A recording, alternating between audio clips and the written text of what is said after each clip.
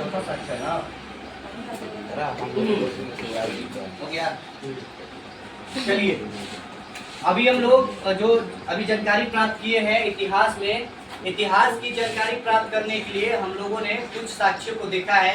जैसे इतिहास की जानकारी प्राप्त करने के लिए सबसे पहले हम लोग धार्मिक ग्रंथ, ठीक है, पहला जो इतिहास की जानकारी हो धार्मिक ग्रंथों से, दूसरा ऐतिहासिक ग्रंथों से, तीसरा विदेशी यात्रियों के विवरण से, और चौथा जो हमें साक्ष्य है वो पुरातत्व संबंधी साक्ष्यों से इतिहास के बारे में जानकारी प्राप्त होती है। तो आज हम लोग देखेंगे कि पुरातत्व संबंधी साक्ष्यों से मिलने वाली जानकारी कौन कौन सी जानकारी है, जिसमें सबसे पहले भारतीय पुरातत्व शास्त्र के जो पिता है वो कनिंघम को कहा जाता है, जिन्होंने सबसे पहले क्या किया कि खुदाई करके इन सारी चीजों के बारे में पता लगाने का कोशिश किया, इसलिए इन्हें भारतीय पुरातत्व का पिता कहा जाता है।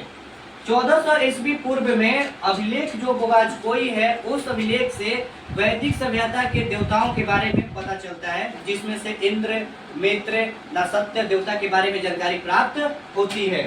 मध्य भारत में भागवत धर्म के प्रचार का जो विकास का पता चला है वो हमें गरुड़ अभिलेख से पता चला है, जो कि इरादूत हेलियोडोरस के वेश नगर से भी पता चला है। अगर मेन अभिलेख पूछा जाता है तो गरुड़ अभिलेख से इसके बारे में जानकारी प्राप्त हुई है। इसके बाद सर्वप्रथम भारत का जिक्र, भारतवर्ष का जो जिक्र है वो हाथी गुम्फा अभिलेखों से प्राप्त हुआ है। इन सभी चीजों की जानकारी हमें किसी न किसी अभिलेख से प्राप्त हुई है, जिसमें पहले लिखा हुआ वर्णित था, और उन अभिलेखों को ही हम लोग आगे चल के जिक्र करते हैं। इसके बाद सर्वप्रथम भारत पे हुड़ों का जो आक्रमण हुआ है वो भीतरी अभिलेख से उसकी जानकारी हम लोगों को मिली हुई है। जो पहले सती प्रथा चलता था, उस सती प्रथा की जानकारी का जो साक्ष्य हमें मिला है वो एरड़ अभिलेख से हमें प्राप्त हुआ है। सती प्रथा की जानकारी हमें एरड़ अभिलेख से प्राप्त हुआ है। इसके बाद रेशम बुनकरों की जो जानकारी है वो मंदसौर के अभिलेख से प्राप्त हुआ है। रेशम बुनकरों की जानकारी मंदसौर अभिलेख से हमें प्राप्त हुआ है। और सतवाहन राजाओं के बारे में जानकारी जो है वो हमें अभिलेखों से ही प्राप्त हुआ है। साथ ही साथ उस समय सबसे पहले सिक्कों पर लिखने का कार्य कौन किया था, तो वो यवन शासकों ने किया था, जो सिक्कों पर लिखावट करने का कार्य किया था। और जो प्राचीन इतिहास में सिक्के हुआ करते थे उन सिक्कों को आहत सिक्कों के नाम से जाना जाता था। ठीक है, उन सिक्कों को किस नाम से जाना जाता था?